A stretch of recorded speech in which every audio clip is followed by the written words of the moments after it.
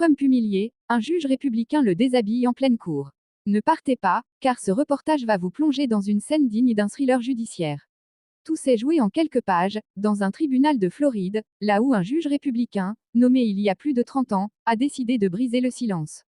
Pas de cris, pas de caméras spectaculaires, mais une humiliation froide, sèche, implacable, qui a réduit Donald Trump au rang de simple citoyen, dépouillé de toute aura présidentielle. Chaque détail compte, chaque mot prononcé pèse lourd. Ce que vous allez découvrir pourrait bien changer la perception que vous avez de la justice américaine, et du rapport de force entre la politique et la vérité. Mais avant de lever le voile sur ces révélations, prenez un instant, aimez cette vidéo, abonnez-vous à Le Point US, et surtout, activez la cloche de notification.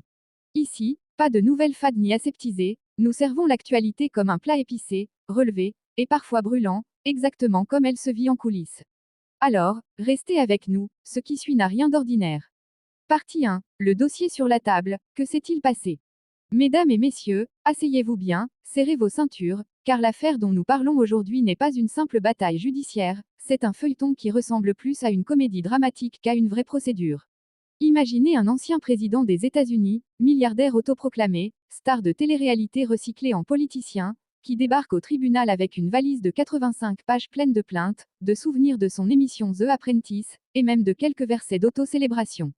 Voilà ce que Donald Trump a servi à la justice fédérale américaine. Et face à lui, pas un juge démocrate progressiste comme ses supporters aiment à dénoncer, non, mais un vieux républicain nommé par George H.W. Bush en 1991. Stephen Merideh, un homme au visage froid, à la plume acérée, qui n'a pas besoin de se lever la voix pour couper un dossier en lamelles. Et lui, il a lu, page après page, jusqu'à la 81e, avant de dire, en langage poli de magistrat, mais qu'est-ce que c'est que cette diarrhée judiciaire que vous m'avez déposée là? À la camerounaise, on dirait que Trump est venu vendre le ndomba, un plat traditionnel, dans un tribunal où on ne mange que du riz blanc sans huile. Et bien sûr, le juge, dégoûté, a demandé qu'on lui retire le plat, en précisant, la prochaine fois, je veux un repas clair, net, concis, maximum 40 pages, sinon je vous chasse de ma cuisine judiciaire. Ce qui choque ici, ce n'est pas seulement le rejet de la plainte. Non, non, non. C'est le fait qu'un juge, républicain de surcroît, ait publiquement rappelé que Donald Trump, dans cette salle, n'était pas, monsieur l'ex-président, ni, le candidat du Parti républicain, mais tout simplement le citoyen Trump. Oui, citoyen, comme vous, comme moi, comme le voisin qui va au tribunal parce que son chèvre a brouté les tomates du champ d'à côté. Le juge a ôté d'un trait de plume toute l'aura présidentielle pour ramener Trump à la réalité, devant la justice, pas de couronne, pas de sceptre. Et le plus croustillant, c'est que le New York Times, la cible principale de Trump, n'a même pas eu besoin d'ouvrir la bouche. Imaginez un combat de boxe où l'adversaire est assis dans le vestiaire, et le boxeur qui monte sur le ring se fait assommer par l'arbitre avant même le premier round. C'est exactement ce qui s'est passé ici. Le juge Merideh a pris le rôle de l'arbitre, du boxeur, et même du public. Il a dit, stop, combat terminé. Mais attendez, ne partez pas, car l'ironie va encore plus loin. Dans ses 85 pages, Trump a passé plus de temps à se vanter de ses succès passés qu'à expliquer en quoi le New York Times l'aurait diffamé. On aurait dit un chevau mal écrit où le candidat postule pour un poste de professeur de mathématiques, mais passe tout son temps à expliquer qu'il a gagné au bingo 3 fois de suite et qu'il fait la meilleure sauce barbecue de New York. Sérieusement, qui peut prendre ça au sérieux dans un tribunal? Et c'est là qu'on voit la beauté de la satire de la justice américaine. Car ce juge, en rejetant la plainte, n'a pas seulement protégé la presse, il a aussi donné une leçon magistrale à Trump. Ici, on ne fait pas du théâtre. Ici, on lit des plaintes sérieuses. Et franchement, il fallait un courage certain pour dire ça à un homme dont les supporters croient encore qu'il est au-dessus de tout. Mais vous savez quoi, c'est ça qui fait la force de Le Point US. Nous, on ne vous raconte pas l'actualité avec du sucre et de l'eau. Non, on vous sert le piment fort, qui pique les yeux et fait transpirer le front. Alors abonnez-vous vite, parce que si vous manquez ce genre d'analyse, c'est comme manquer un bon nœud dolé au mariage, on en parle toute la semaine et vous serez largué. Maintenant que le décor est planté, passons à la suite, comment la procédure elle-même est devenue une arme redoutable pour calmer les excès de Trump. Partie 2, la procédure, le piège qu'il n'avait pas vu venir. Ah mes frères, mes sœurs, parlons maintenant de cette bête silencieuse qu'on appelle la procédure judiciaire.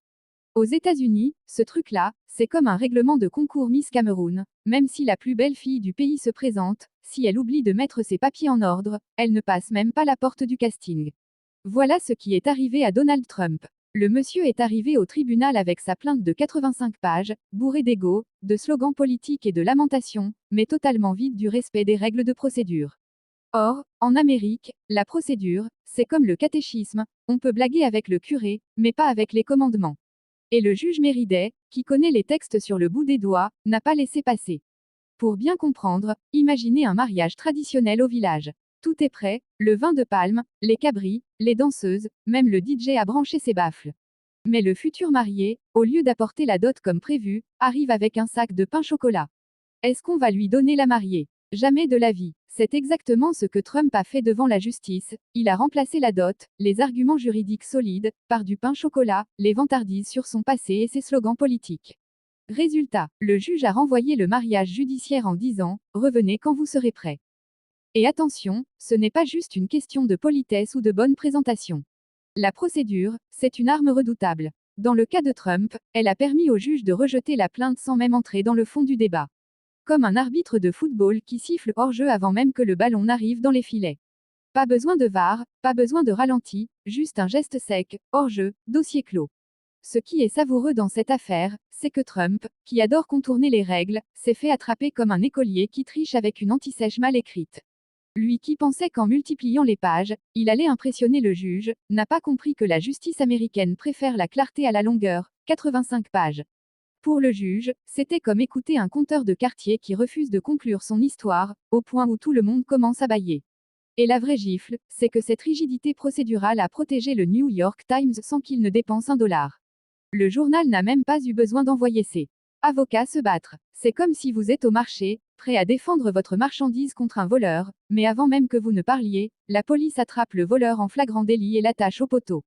Gratuit, propre, efficace. C'est là que la satire devient croustillante. Trump, le maître autoproclamé de la stratégie, le grand joueur d'échecs politique, s'est fait battre non pas par un adversaire, mais par le règlement du jeu lui-même. Et c'est ça la beauté du système américain, même un ex-président milliardaire, entouré d'avocats en costume à $2000, peut se faire recaler comme un étudiant qui n'a pas respecté la marge de son cahier d'examen. Mais ne vous y trompez pas, mes frères, mes sœurs, ce n'est que le début. Parce que si la procédure a suffi à neutraliser cette plainte, imaginez ce que le fond de l'affaire va révéler quand Trump essaiera encore de se relever, et croyez-moi, ce spectacle-là, vous ne voulez pas le manquer. Alors, abonnez-vous vite à le.us, sinon vous allez rester comme quelqu'un qui est allé au mariage, à manger le riz sans sauce, et est rentré chez lui en se demandant pourquoi les autres rient encore dehors. Et maintenant, entrons dans la partie suivante, le rôle de la presse et pourquoi, malgré toutes les attaques, elle sort de cette affaire encore plus renforcée. Partie 3, la presse, le géant qui reste debout. Mesdames et messieurs, asseyez-vous confortablement, car ce que vous allez entendre maintenant dépasse la simple anecdote judiciaire. Parlons de la véritable force derrière ce scandale, le New York Times. Oui, ce même journal qui a accompagné des présidences, dénoncé des scandales, et souvent été la bête noire de ceux qui aiment plus les selfies que la vérité. Aujourd'hui, il se trouve face à Donald Trump, et devinez quoi? Le géant de la presse américaine reste debout, comme un vieux baobab dans le vent de la tempête. Imaginez la scène à la camerounaise, Trump arrive avec sa plainte de 85 pages, armé jusqu'aux dents, sûr de lui, pensant que les mots écrits sur du papier peuvent plier le monde à sa volonté. Mais le New York Times, lui, ne bronche pas. Pas besoin d'avocats agressifs, pas besoin de cris ou de trompettes. Le journal, tranquille comme un vendeur de poissons sur le marché du Houri, observe le cirque et laisse la justice faire son travail. Et qu'est-ce qui arrive? Le juge républicain, ancien allié de George H.W. Bush, réduit Trump au rang de simple citoyen, et le journal sort indemne, avec ses colonnes intactes et sa réputation renforcée. Et là, on touche à quelque chose de fascinant, dans cette affaire, la presse devient une arme silencieuse, plus puissante que tous les tribunaux. Chaque mot publié, chaque article écrit devient une protection contre les excès de ceux qui croient que l'argent peut acheter le silence. C'est comme si le New York Times était un grand chien de garde, qui ne mord pas, mais qui fait reculer les intrus rien qu'en montrant les dents. Trump pensait jouer le rôle du lion, mais il s'est retrouvé face à un crocodile qui a déjà mangé pire que lui et qui sait se cacher dans les eaux troubles de Manhattan. Et le plus drôle, mais dans le sens satirique à la camerounaise, c'est que tout cela se déroule sans que le journal n'ait à lever le petit doigt. Pas de campagne médiatique spéciale, pas de tweet incendiaire. Le journal fait son métier, il écrit, il documente, il publie.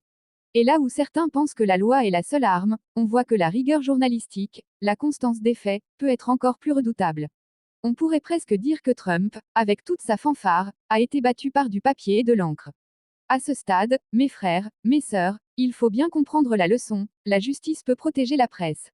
Les procédures peuvent corriger les excès, mais la presse elle-même, bien informée et disciplinée, peut se tenir debout seule, et rappeler à n'importe quel puissant qu'aucun titre ou fortune ne peut remplacer la rigueur et l'éthique. Et pour ceux qui se demandent comment un simple journal peut ainsi résister à un ex-président milliardaire, c'est exactement le type d'histoire qu'on ne raconte pas partout, sauf sur le point US. Alors, mes amis, abonnez-vous vite, sinon vous resterez assis sur le banc, à regarder le spectacle sans jamais savoir comment le match se joue vraiment. Mais attention, ce n'est pas encore terminé. Car si la presse se défend, la stratégie de Trump, elle, continue de tordre le cou aux règles et cherche des failles partout. Dans la prochaine partie, nous verrons comment le spectacle politique et judiciaire devient presque une arène, et comment chaque mouvement est orchestré pour le grand théâtre des ambitions. Partie 4, le spectacle politique, quand le tribunal devient scène de théâtre. Mes frères, mes sœurs, asseyez-vous, parce que là, on quitte le sérieux académique pour entrer dans le cirque, le vrai, celui où l'on mélange politique, égo et médias à volonté.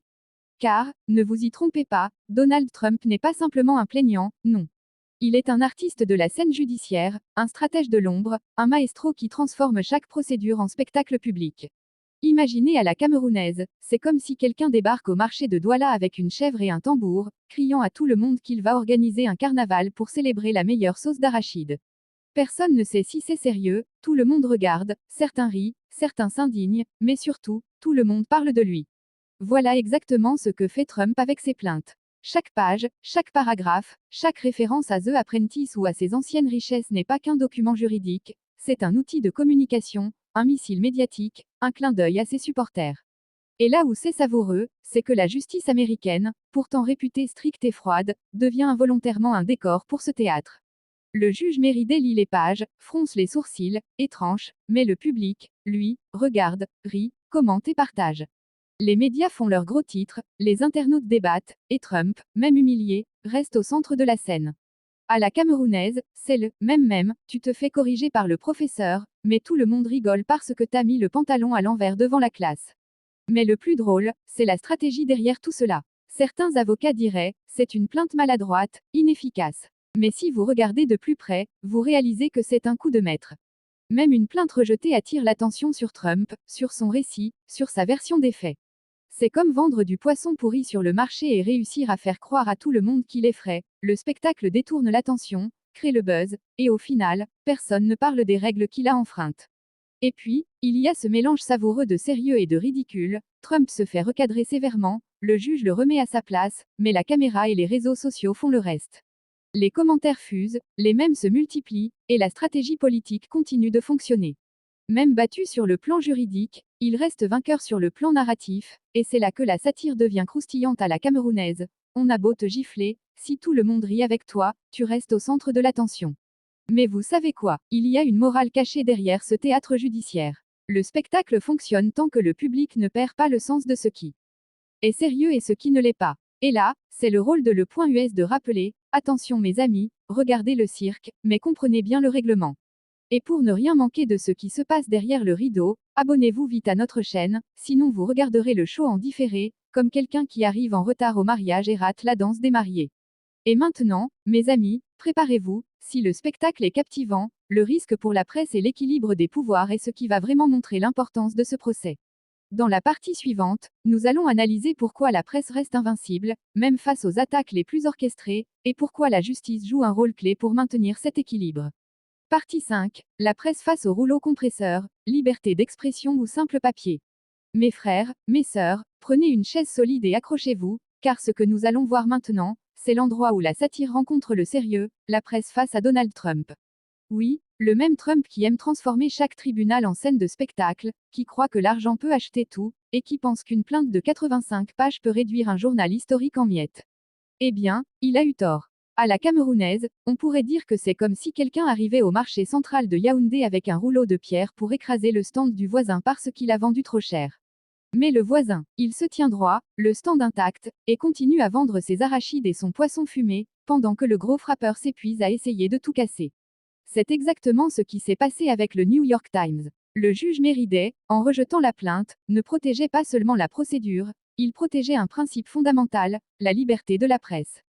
Cette liberté qui permet à un journal de dire la vérité, même quand la vérité dérange, même quand elle égratigne un ex-président milliardaire. Et c'est là que le génie de ce jugement devient clair, Trump n'a pas pu acheter cette protection, ni la contourner avec ses fanfaronnades, ni même impressionner la justice avec sa fortune.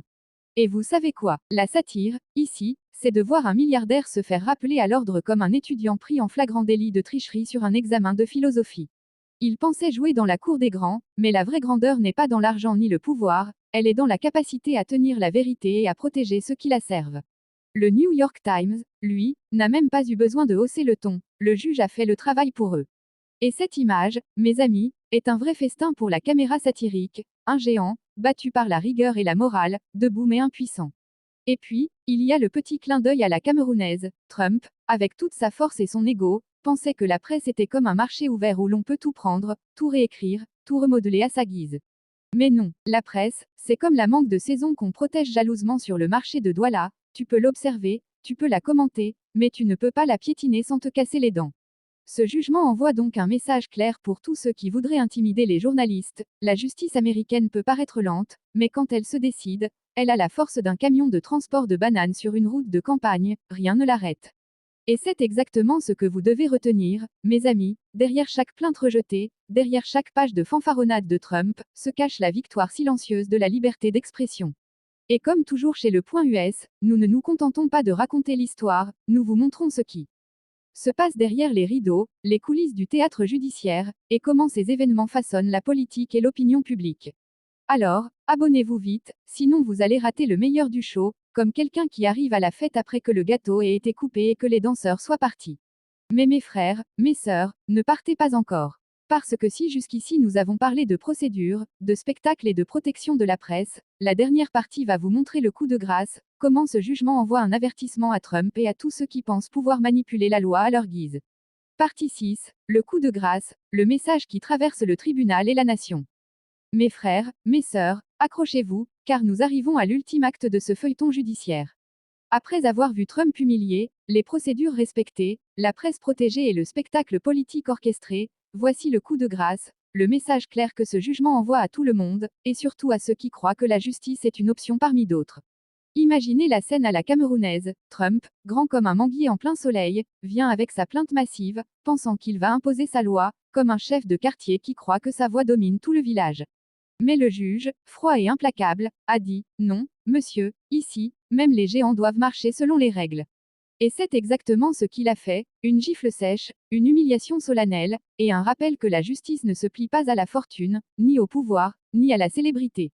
Mais attention, la satire ne s'arrête pas là. Car Trump, malgré ce revers, a réussi quelque chose d'ironique, il a transformé le tribunal en scène de théâtre et le jugement en leçon pour tous. Les citoyens observent, commentent, rient parfois, et comprennent que la loi est le terrain où tout le monde est égal, même les milliardaires, même les anciens présidents. À la camerounaise, c'est comme voir quelqu'un essayer de traverser une rivière avec des chaussures en cuir brillant, tu glisses, tu tombes, mais le spectacle amuse tout le monde, et la morale est claire, la nature ne fait pas de favoritisme. Et cette partie a une valeur ajoutée particulière, elle nous montre que la justice américaine peut surprendre par sa clarté morale. Le juge n'a pas seulement rejeté la plainte, il a donné un avertissement subtil mais cinglant, ne venez pas avec du charabia en pensant impressionner le tribunal. Ici, vos actions ont des conséquences. Et croyez-moi, mes amis, ce n'est pas un simple avertissement, c'est un rappel que le système, même lorsqu'il semble lent et bureaucratique, c'est protéger l'équilibre, défendre la vérité et remettre les puissants à leur juste place. Et puis, il y a l'ironie ultime à la camerounaise même, Trump, avec toute sa démesure, ses pages de plainte, ses références à The Apprentice, est redevenu un simple citoyen. Ni plus, ni moins. Et cette image, mes frères et sœurs, vaut plus que 1000 discours, même les puissants ne sont pas au-dessus de la loi. Le message traverse les tribunaux, traverse les journaux, traverse même les réseaux sociaux, la justice ne se négocie pas, elle se respecte. Et vous, mes amis, qui regardez ce feuilleton se dérouler sur le Point US, vous êtes les témoins privilégiés de cette leçon magistrale. Alors, abonnez-vous vite, car manquer ce type d'analyse serait comme rater le spectacle principal du carnaval et rester dehors à écouter les tambours sans voir la danse. Commentez, partagez vos impressions, et surtout, souvenez-vous que la justice n'est pas une histoire de fortune, mais de clarté morale et d'éthique. Ainsi se termine notre voyage dans cette affaire, humiliation, satire, justice. presse et stratégie politique, mais surtout, un avertissement pour tous ceux qui pensent pouvoir manipuler la loi à leur guise. Et pour ceux qui croient que l'histoire s'arrête ici, préparez-vous, le feuilleton judiciaire et politique de Donald Trump continue, et nous serons là pour vous le raconter, encore plus épicé et satirique que jamais. Conclusion, le mot de la fin est l'appel à la discussion. Mes frères, mes sœurs, alors que nous refermons le rideau sur ce feuilleton judiciaire digne d'un grand théâtre américain, posons-nous une question, qu'est-ce qui est vraiment le plus puissant, l'argent, la célébrité ou la rigueur des règles et la liberté de la presse? Aujourd'hui, la réponse semble claire. Même un ex-président milliardaire peut se faire remettre à sa place par un juge, un simple journal, et la justice elle-même. Et ça, mes amis, c'est une leçon que beaucoup de monde aurait intérêt à retenir. Comme disait Abraham Lincoln, la meilleure façon de prédire votre avenir est de le créer. Eh bien, Trump a essayé de créer son propre avenir judiciaire avec ses plaintes de 85 pages, et il a appris, à la dure, que dans ce pays, la loi n'est pas négociable, et que même les géants doivent marcher selon les règles. À la camerounaise, c'est comme essayer de traverser la Sanaga à la nage avec des chaussures neuves, tu glisses, tu tombes, et tout le monde rigole. Mais la morale, elle, reste gravée. Et vous, chers spectateurs, que pensez-vous? Cette décision du juge républicain est-elle un simple exemple de procédure appliquée, ou est-ce un avertissement historique à ceux qui croient pouvoir manipuler la justice à leur guise? Partagez vos avis dans les commentaires, argumentez, débattez, mais surtout, ne restez pas silencieux. Car la discussion est tout aussi importante que l'information elle-même. Sur le point US, nous ne nous contentons pas de raconter l'actualité, nous la décortiquons, la satirisons, et nous vous donnons les clés pour comprendre les dessous de chaque scandale. Alors, mes amis, abonnez-vous à la chaîne dès maintenant, activez la cloche pour ne rien manquer, et rejoignez notre communauté qui ne se contente pas de regarder, mais commente, analyse et rit avec nous. Parce qu'ici, chaque histoire a un sens, chaque satire a un but, et chaque spectateur devient un acteur de la discussion. Enfin, retenez ceci, la justice, la presse et la transparence ne sont jamais de simples mots. Elles sont le socle qui rappelle à tous, riches ou puissants, que dans ce pays, personne n'est au-dessus des règles. Et vous, chers amis, jusqu'où pensez-vous que cette affaire pourrait aller? Qui sait, le prochain épisode pourrait bien redéfinir encore une fois l'équilibre entre pouvoir, argent et vérité.